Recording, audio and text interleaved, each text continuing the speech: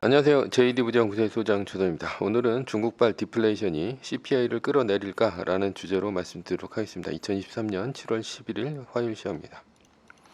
작은 돈 투자는 그냥 하시고 큰 돈 굴릴 때는 정확한 최신 버전 매뉴얼로 투자하시기 바랍니다.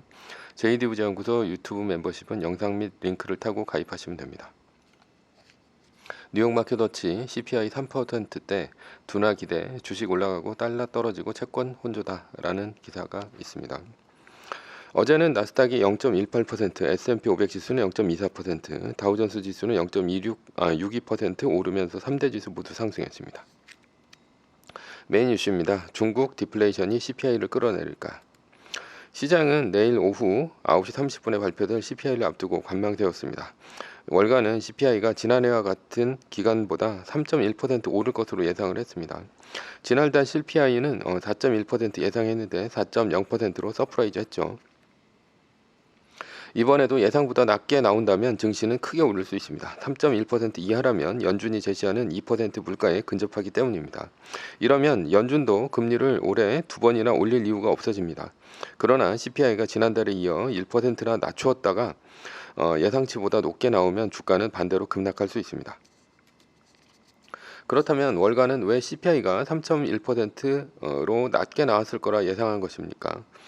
중국의 영향 때문입니다. 6월 중국의 생산자 물가지수 PPI는 전년 대비 5.4% 하락한 것으로 나왔습니다. 7년 만에 가장 가파른 하락세입니다. 중국은 소비자 물가지수보다 생산자 물가지수가 중요합니다. 왜냐하면 중국이 세계의 공장이기 때문이죠. 생산자 물가지수가 하락한다는 것은 그만큼 중국의 경기 침체에 들어갈 수 있다는 얘기와 같습니다. 중국은 경기 침체가 오겠지만 중국발 물가 하락은 전 세계의 인플레이션 하락으로 이루어집니다. 중국은 좀처럼 디플레이션에서 벗어나지 못하고 있습니다. 중국 정부는 경기가 이렇게 하락하면 돈을 풀어서라도 경기를 살려야 합니다. 돈을 풀어 경기를 살린다는 것은 부동산 경기를 살린다는 것인데요. 그러나 중국 정부는 2008년 금융위기 이후 경기를 살릴 때처럼 지금은 부동산 경기를 살릴 여유가 없습니다. 일단 지방 정부가 2008년보다 부채가 많고 당시보다 덩치가 커진 만큼 지금은 그때보다 훨씬 더 많은 돈을 넣어야 경기를 살릴 수 있을 것이라 보입니다. 그러나 중국 정부는 부동산 경기를 살릴 의지도 돈도 없는 듯합니다. 그러니 부동산 경기가 살아나지 않고 그로 인해 중국의 소비도 함께 냉각하고 있습니다. 우리나라도 집값이 뛰어야 사람들의 씀씀이가 커지는 것처럼 중국의 가격도 부동산의 비중이 높아 아파트 가격이 오르지 않으면 소비가 살아날 수 없습니다.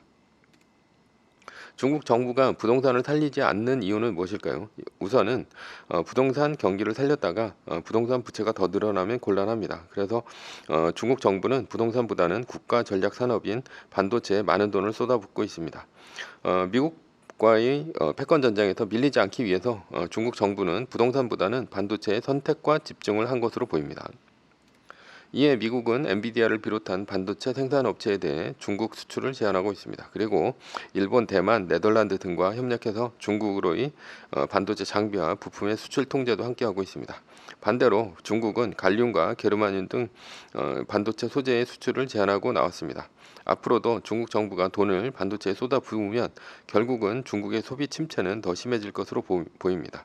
반면에 반도체 관련 주식은 더 오를 수 있습니다. 왜냐하면 중국이 첨단 반도체 부품의 재고 확충에 나서기 때문에 반도체의 중국 수출은 더 늘어날 수 있기 때문입니다. 중국은 반도체에 왜 올인을 할까요? AI, 바이오, 양자 컴퓨터, 인공위성 등 차세대 분야의 핵심 소재이기 때문입니다. 게다가 군사적으로도 꼭 필요한 것이 반도체입니다. 극초음속 미사일 등을 비롯한 첨단 무기에는 모두 첨단 반도체가 들어가기 때문이죠. 미국과의 전쟁을 염두에 둔다면 중국의 반도체 독립은 핵심 과제입니다. 다음으로는 석유 가격 하락에 의한 원자재 가격 하락이 물가를 끌어내리고 있습니다. 중국의 경기 침체뿐 아니라 우크라이나 전쟁으로 인해 러시아가 석유를 싸게 팔고 있죠. 따라서 중국, 인도 등은 러시아 원유를 사서 정제에 싸게 팔기 때문에 석유류 제품 가격이 하락하고 있습니다. 이것이 원자재 가격 하락으로 이어지고 있습니다. 게다가 지난주 금요일 미국의 6월 비농업 고용지수는 예상치인 24만 명을 크게 하회했습니다. 그동안 물가 상승의 발목을 잡았던 미국의 고용이 둔화되고 있는 조짐이 보인 것이죠. 미국의 고용이 둔화되면 자연스레 소비도 감소합니다. 월가가 내일 발표될 CPI가 3.1%를 예상한 것은 이러한 여러 가지 상황을 고려한 것으로 보입니다. 그러나 만약 CPI가 3.1%보다 높게 나온다면 나스닥의 추가 하락도 염두에 두어야 합니다.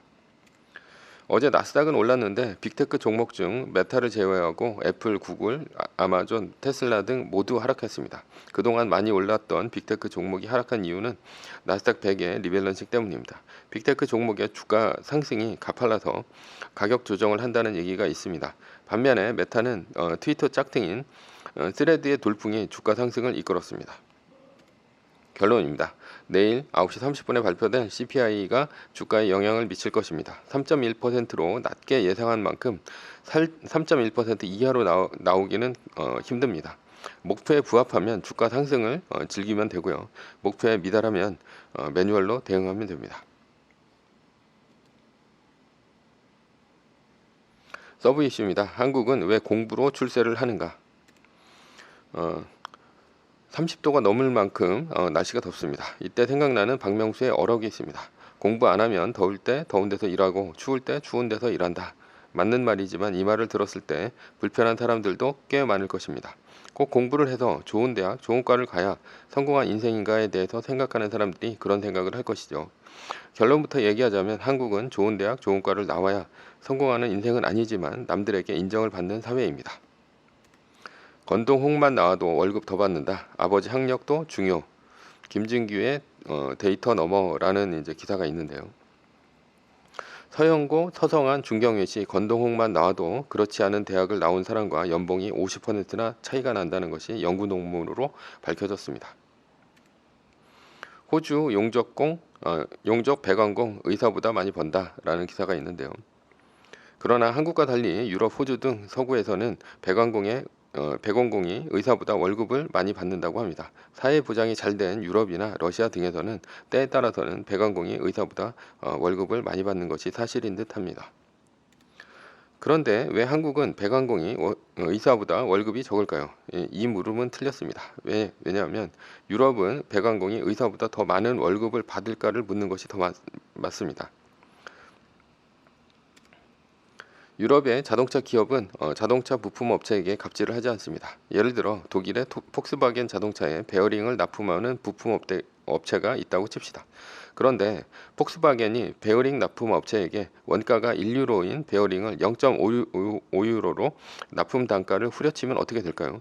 한국 같으면 납품 업체는 부당하지만 0.5유로에 납품을 했을 것입니다. 그러나 유럽에서는 납품을 하지 않습니다. 왜냐하면 다른 나라 자동차에 납품을 하면 되기 때문입니다. 예를 들면 독일이 아닌 이탈리아, 프랑스, 스웨덴의 자동차 회사에 납품하면 되기 때문이죠. 즉 유럽에서는 부품 회사의 선택지가 굉장히 많습니다. 그러나 한국은 섬나라와 같습니다. 왜냐하면 배를 타지 않고 자동차 부품을 수출하지 못하기 때문입니다. 한국은 북쪽이 북한으로 막혀 있기 때문에 사실상 섬나라입니다. 게다가 일본 빼고는 수출할 나라도 없습니다. 따라서 한국은 유럽처럼 이웃나라로 수출이 쉽지 않죠. 그러니 대기업에 갑질을 당하면 부당하더라도 중소기업은 당할 수밖에 없는 구조입니다. 이것은 사람에게도 적용되는데요. 유럽은 여러 나라의 국경이 붙어 있습니다. 게다가 대부분 영어를 구사합니다. 영어는 어순이 같고 단어가 비슷해 조금만 배우면 프랑스, 이탈리아, 독일인도 영어를 잘할 수 있습니다. 그래서 일자리가 없는 나라에서 일자리가 많은 나라로 노동자들의 이동이 가능합니다. 예를 들어 그리스 청년은 그리스에 일자리가 없어도 독일로 취업하면 되는 것이 가능합니다. 이렇게 이동이 가능하니 선택지가 많은 것입니다. 누구나 힘든 일자리는 싫어합니다. 그러니 더 많은 돈을 줘야 힘든 일을 하는 유인이 생깁니다. 따라서 의료보험이 잘 된 나라에서는 백왕공이 의사보다 월급을 더 많이 받는 것이 가능합니다. 그러나 돈을 더 번다고 사회적인 인정을 받는 것은 아닙니다. 한국은 유럽과 다릅니다. 중국어, 일본어는 한국어와 완전히 다른 말입니다. 게다가 블루칼라로 취업을 한다면 고등학교 때 공부도 제대로 안 했을 텐데 해외로 취업을 간다는 것이 쉽지 않은 선택입니다. 따라서 국내에서 머무르는 경우가 흔합니다. 그리고 블루칼라로 살며 서름을 겪고 공부에 대한 못 배운 한을 쌓으며 삽니다. 그래서 자녀가 태어나면 노후 자금까지 사교육비에 쏟아 부으며 공부 잘하기를 기원합니다. 그런 면에서 한국에서 블루칼라를 산다는 것은 매우 고단합니다. 왜냐하면 돈도 많이 못 벌 뿐더러 사회적인 인정도 받기 힘들기 때문이죠. 따라서 한국 사회를 살아본 부모는 아이가 블루칼라보다는 화이트칼라로 살기를 기원합니다. 그래서 한국에서 지방대 갈 바에 차라리 미장이나 용접 등을 배워서 해외로 취업 이민을 가는 것이 저는 더 낫다고 생각합니다. 해외로 나간다고 하더라도 더 많은 돈은 벌지라도 인정을 받는 것은 다른 문제입니다. 캐나다, 미국, 유럽, 호주 등에 이민 가서 한국인이 그 나라의 주류로 편입되기는 힘듭니다. 편안히 잘 먹고 잘 사는 것이 아니라 주류가 되고 싶다는 욕심이 있다면 한국인은 한국에 있어야 합니다. 당연히 한국인으로서 한국에서 살면 주류로 인정받을 수 있습니다. 그렇다면 한국에서는 어떤 사람들이 인정을 받을까요? 공부를 잘해서 좋은 대학, 좋은 과를 가서 전문직이 된 사람이 인정을 받습니다. 인정을 받는다는 것은 그 사람이 평생 똑똑한 사람으로 인정을 받는다는 얘기입니다. 예를 들어 서울대를 나온 사람이 어떤 이야기를 하면 대부분의 사람들은 그 말이 사실이라고 인정합니다. 명문대를 나온 사람이 하는 말이 헛소리일까? 웬만해서는 의심하지 않는다는 얘기입니다. 의사, 변호사 등 전문직도 같은 취급을 받습니다. 고등학교 때 공부 잘해서 명문대를 가면 한국에서는 평생 누구나 인정을 받는 것입니다. 사소한 인정뿐 아닙니다. 사회적인 성공에서도 매우 유리합니다. 매년 연말에 나오는 대기업 CEO나 국회의원의 스카이 출신 통계가 그것입니다. 이것이 대한민국의 엄연한 현실입니다. 그렇다면 왜 한국은 공부 잘하는 것에 대한 인정을 하는 문화가 만들어졌을까요? 과거제 때문입니다. 과거제는 중국의 수나라 때부터 시작되었습니다. 이후 과거제는 당나라 때 더 발전을 합니다. 당나라는 신라의 나당 연합군으로 고구려 백제를 멸망시킨 나라입니다. 따라서 한국에서 과거제는 최소한 고려 때부터라 하더라도 거의 800년 이상이 된 제도인 만큼 그 뿌리는 매우 깊습니다. 과거제가 왜 인정을 하는 문화가 되었을까요? 과거제는 시험 한 방으로 신분이 바뀌는 제도입니다. 과거에서 장원급제를 하면 양반이 되고 몰락한 집안까지 일으킵니다. 춘향전 등 고전을 보면 장원급제에서 암행어대가 된 이몽룡이 성춘향을 구해주는 장면이 나옵니다. 과거제에서의 합격은 신분의 상승뿐 아니라 돈도 많이 벌고 사회적인 복수도 가능케 하는 마법입니다. 따라서 과거제로 장원급제를 하면 모든 사람들이 인정을 하는 DNA가 한국인의 잠재적 무의식에 뿌리 깊게 박혀 있는 것입니다. 그래서 과거 학력고사 시절 전국 1등을 한 학생의 집에 공중파 방송이 생방송으로 인터뷰를 하는 것이 흔했습니다. 물론 마을에 전국 1등이라는 플래카드가 나붙죠. 그래서 학력고사 전국 1등은 온 집안의 경사이고 마을의 자랑입니다. 한국에서 공부를 잘해서 명문대를 나오고 전문직이 된다는 것은 단순히 돈을 더 많이 버는 것과는 다릅니다. 공부를 잘한다는 것은 모든 사람들에게 인정받기에 삶의 만족도에서 차이가 나는 것입니다. 행복은 다른 사람의 인정에서 비롯됩니다. 따라서 명문대를 나오고 전문직이 된 사람들은 그렇지 않은 사람들보다 더 많이 타인에게 인정받기에 삶에 대한 만족도가 대부분 높습니다. 그러나 공부에 올인하는 한국 사회의 부작용은 꽤나 심각합니다. 부모의 노후 자금이 애들 사교육비에 쓰여 늙어서도 은퇴하지 못하고 일해야 합니다. 학생들은 과도한 경쟁 때문에 불안 증세와 스트레스가 굉장히 심합니다. 사교육비 1번지 강남의 집값이 천정부지로 치솟습니다. 반면에 출산율은 떨어지죠. 물론 교육의 올인이 나쁜 면만 있는 것은 아닙니다. 능력 있는 인재를 키워 한국이 세계적인 선진국으로 도약한 것은 교육의 힘이 큰 것이 사실입니다.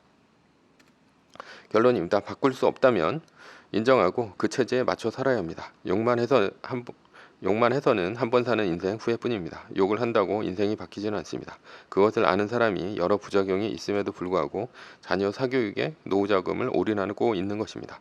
어차피 한국에 살 것이고 아이를 낳았다면 교육 제도를 욕하고 아무것도 안 하기보다는 어떻게 하면 공부법과 자녀의 입시 전략 등을 짜서 좋은 아이로 키우는 것이 훨씬 더 현명한 방법입니다.